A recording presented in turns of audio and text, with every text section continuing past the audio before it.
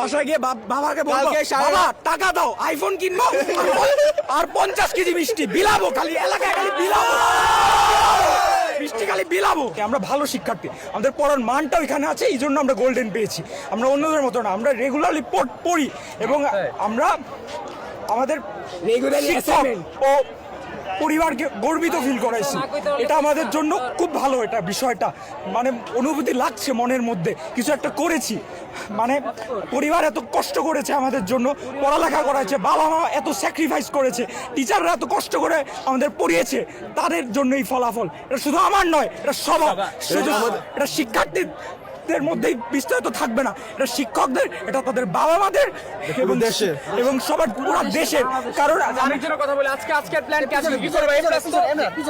এই প্লাস তো ফাইল আজকে কি, আজকের প্ল্যান কি?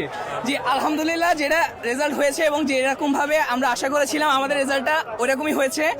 এবং এইটার জন্য আমরা শুধু আমাদেরকে ধন্যবাদ দিতে চাই না, আমাদের পরিবার এবং আমাদের শিক্ষকে যারা আছে সবাইকে আমরা ধন্যবাদ দিতে চাই। সবার একসাথে পরিশ্রম করেছিল, আমাদেরকে সহযোগিতা করেছিল বলে আজকে আমরা এখানে এসে দাঁড়াতে পেরেছি। আজকের প্ল্যান কি? খালি চিল করবো আর কিছু না।